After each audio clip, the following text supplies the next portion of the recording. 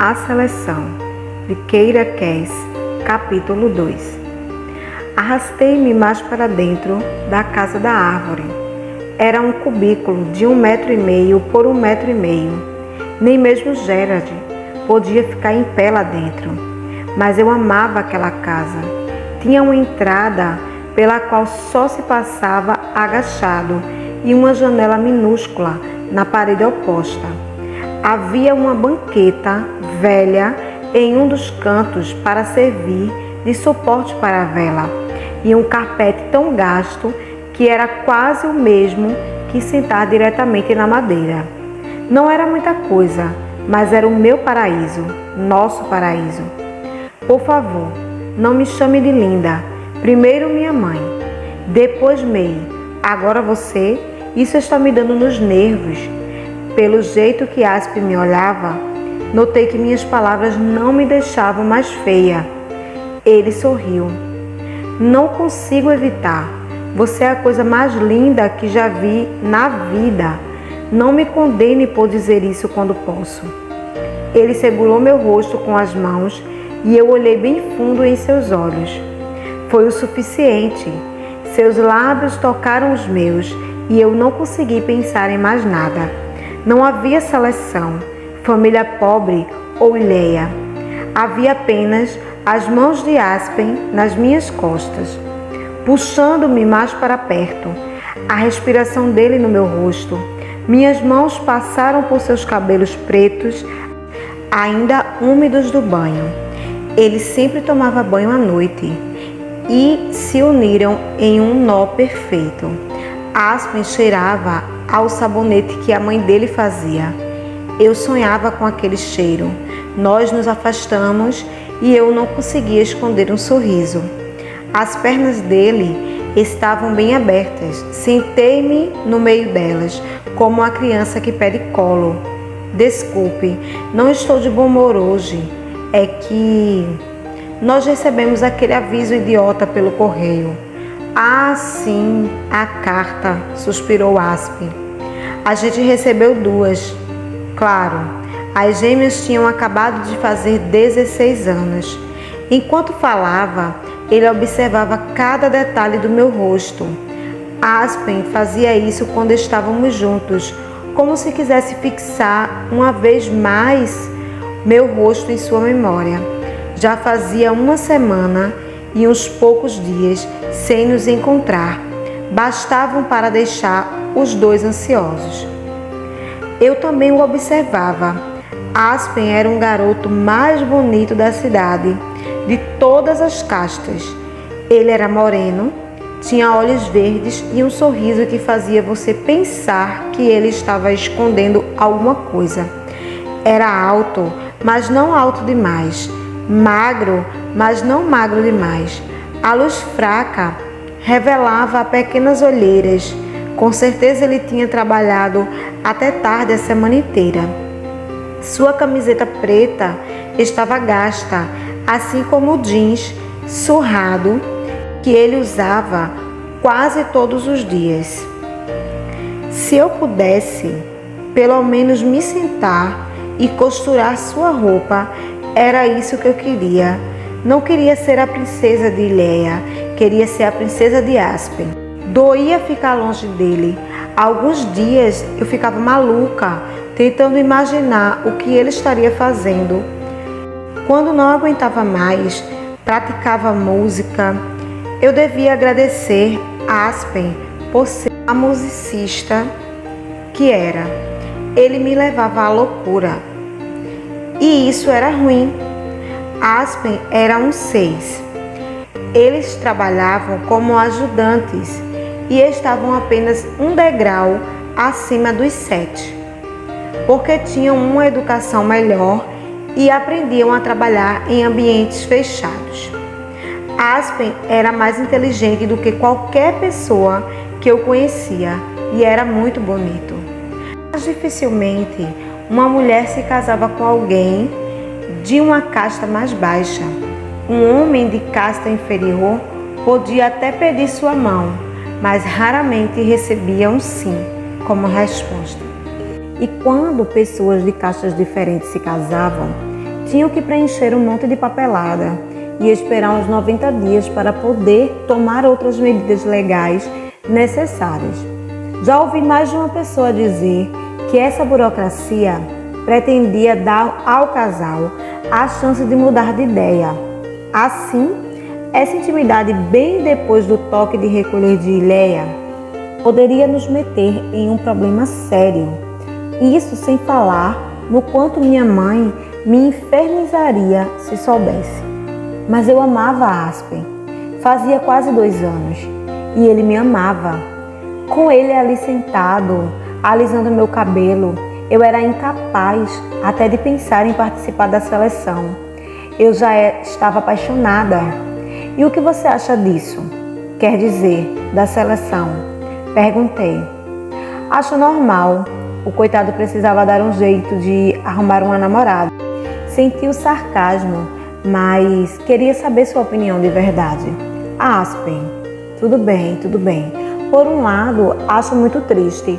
O príncipe não sai com ninguém. Quer dizer, será que ele não arruma ninguém de verdade? Se eles tentam casar as princesas com outros príncipes, por que não fazem o mesmo com ele? Deve ter alguma nobre por aí que sirva para ele. No entanto, e é isso, mas ele suspirou. Por outro lado, acho uma boa ideia. É emocionante. Ele vai se apaixonar na frente de todo mundo. Gosto dessa história de felizes para sempre e tal. Qualquer uma pode ser a próxima rainha. Dá esperança. Me faz pensar que eu também posso ser feliz para sempre. Ele passava os dedos em volta dos meus lábios. Aqueles olhos verdes penetravam fundo na minha alma e eu sentia aquela química incrível que só tinha com ele. Eu também queria ser feliz para sempre. Então, você está incentivando as gêmeas a entrar no concurso? Perguntei. Sim, quer dizer, a gente já viu o príncipe algumas vezes. Ele parece ser um cara legal. Quer dizer, é um imbecil, com certeza, mas é simpático. E as meninas estão empolgadas. É engraçado de ver. Elas estavam dançando pela casa quando cheguei do trabalho hoje. E ninguém pode negar que seria bom para a família. Minha mãe está otimista, porque temos 2 participantes em casa. Era a primeira boa notícia que eu recebia sobre essa competição terrível. Não podia acreditar que tinha pensado tanto em mim que nem cheguei a me lembrar das irmãs de Aspen.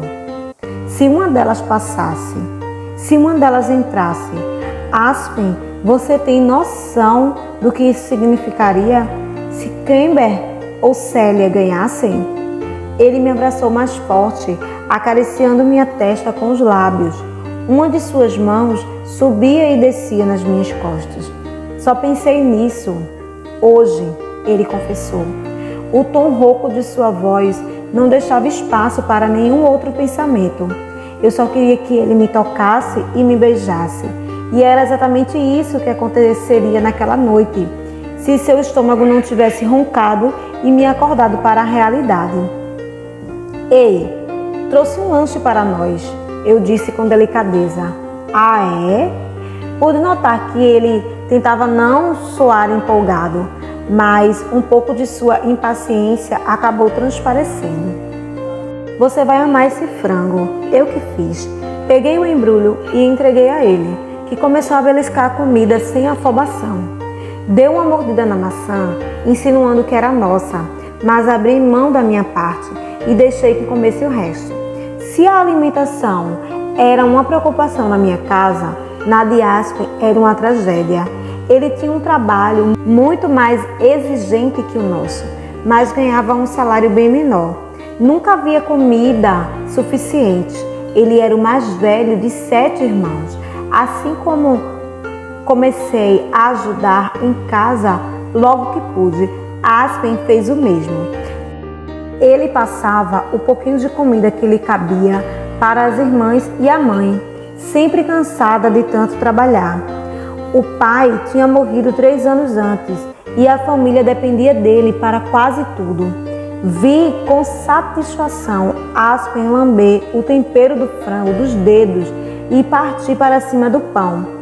Eu não fazia ideia de quando havia sido sua última refeição. Você cozinha tão bem. Dia vai dar muitas alegrias e quilos a mais para alguém, comentou enquanto mastigava a maçã. Vou dar alegrias e quilos a mais para você, sabe disso? Ah, engordar. Rimos e ele contou as novidades, desde a última vez que nos vimos. Aspen tinha trabalhado no escritório de uma fábrica e ia ficar mais uma semana nesse serviço. Sua mãe tinha finalmente conseguido um emprego fixo, faxineira, na casa de alguns dois da nossa região. As gêmeas estavam tristes porque a mãe as fizera largar o curso de teatro da escola para que pudessem trabalhar mais. Vou ver se arranjo um trabalho aos domingos para ganhar um pouquinho mais. Detesto ver as duas abandonarem uma coisa que adoram, ele disse, esperançoso como se fosse mesmo conseguir. Aspen Leger, nem se atreva, você já trabalha demais. Ah, Mary, ele se sussurrou ao meu ouvido. Arrepiei. Você sabe como Kimber e Célia são. Elas precisam ver a gente. Não aturam ficar limpando e escrevendo o tempo todo. Não é da natureza delas. Mas não é justo que esperem tudo de você, Aspen. Sei exatamente como se sente, mas você precisa se cuidar. Se ama suas irmãs de verdade, tem que se preocupar também com o responsável por elas. Fique tranquila, Mary. Acho que coisas boas vão surgir lá na frente. Não vou ficar fazendo isso para sempre. Mas ele ia, porque sua família sempre ia precisar de dinheiro. Aspen, sei que você aguenta. Mas há um limite. Você não pode achar que é capaz de dar tudo para todo mundo que ama. Não dá para você fazer tudo. Ficamos em silêncio por uns instantes. Eu tinha esperança de que ele estivesse refletindo sobre minhas palavras, de que percebesse que, se não diminuísse o ritmo, podia se desgastar demais. Não era raro que pessoas da 6, da 7 e da 8 morressem de exaustão. Eu não suportaria isso. Apertei-me ainda mais contra o peito dele, tentando apagar essa imagem da minha mente. América? Sim, sussurrei. Você vai entrar na seleção? Não, claro que não. Não quero que as pessoas pensem que considero a hipótese de me casar com um estranho. É você que eu amo, disse bruscamente. Você quer ser uma 6? Sempre faminta? Sempre preocupada? Ele perguntou. Sua voz carregava muita dor e uma pergunta sincera. Se eu pudesse escolher entre dormir no Palácio Real rodeada de empregados e num apartamento de 3 cômodos rodeada pela família Leger, o que seria? Aspen, nós vamos conseguir. Somos inteligentes. Vamos ficar bem, eu disse, desejando que isso acontecesse de verdade. Você sabe que as coisas não vão ser assim, Mary. Eu ainda teria que sustentar minha família. Não sou do tipo que abandona os outros. Estremeci nos braços de Aspen, que continuou. E se tivermos filhos? Quando tivermos filhos? E vamos tomar cuidado, não precisamos ter mais de 2. Você sabe que isso é uma coisa que não podemos controlar. Sentia a raiva tomando conta da voz dele. Não podia culpá-lo. O dinheiro podia controlar o número de filhos, mas os 4 em diante tinham que se virar. Esse foi o assunto de muitas das nossas discussões nos 6 meses anteriores, quando começamos a pensar seriamente no jeito de ficar juntos. Filhos era uma incógnita, e quanto mais deles, mais trabalho. Já havia tantas bocas famintas. De novo veio o silêncio. Nenhum dos dois sabia ao certo o que dizer. Aspen era passional, tendia a se exaltar nas discussões. Ele tinha aprendido a se conter antes de ficar irritado demais. Era o que estava fazendo agora. Eu não queria deixá-lo preocupado ou nervoso. Acreditava mesmo que podíamos lidar com a situação. Se planejássemos, sobreviveríamos ao impossível. Talvez eu fosse esperançosa demais. Talvez estivesse apaixonada demais. O fato é que realmente acreditava que Aspen e eu alcançaríamos tudo o que quiséssemos, de coração. Acho que você devia. Ele soltou de repente. Devia o quê? Participar da seleção. Olhei para ele furiosa. Você perdeu o juízo? Escute, Mary. Sua boca estava bem perto do meu ouvido. Não era justo. Ele sabia que isso ia me distrair. Sua voz veio devagar, aos sussurros, como se ele fosse dizer algo romântico, embora se tratasse do contrário.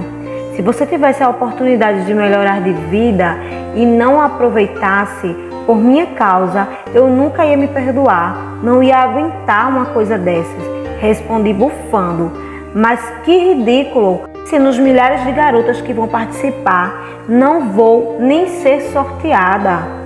Se não vai ser sorteada, por que se preocupar? Ele esfregava meus braços com as mãos. Eu não conseguia resistir. Só quero que você participe, que tente. E se for sorteada, vá para o castelo. Se não for, pelo menos não vou sofrer por ter impedido você. Mas Aspen, eu não amo o príncipe, não gosto dele, nem o conheço. Ninguém o conhece. E esse é o ponto. Talvez você goste dele. Chega, é você que eu amo. E é você que eu amo. Ele me beijou para confirmar essas palavras. E se me ama, vai fazer isso, para que eu não fique louco de tanto pensar no que poderia ter acontecido. Quando se pôs como vítima, ele ganhou. Eu era incapaz de magoá-lo. Fazia de tudo para facilitar a vida dele. E estava certa. Não havia nenhuma chance de ser escolhida. Assim, tudo o que precisava fazer era me submeter ao processo e aguardar a todos.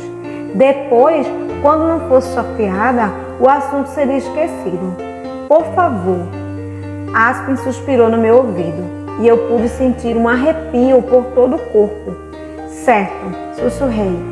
Vou me inscrever, mas sei que não quero ser princesa. Tudo o que quero é ficar com você. Ele passou a mão no meu cabelo. E você vai ficar. Acho que foi a luz ou a falta dela. Juro que os olhos dele marejaram quando disse isso. Aspen tinha passado por muita coisa, mas só o vi chorar uma vez, quando chicotearam seu irmão no meio da praça. O pequeno Jeremy tinha roubado uma fruta de uma banca no mercado. Um adulto teria sido submetido a um julgamento rápido e seria jogado na prisão ou condenado à morte, dependendo do valor do item roubado.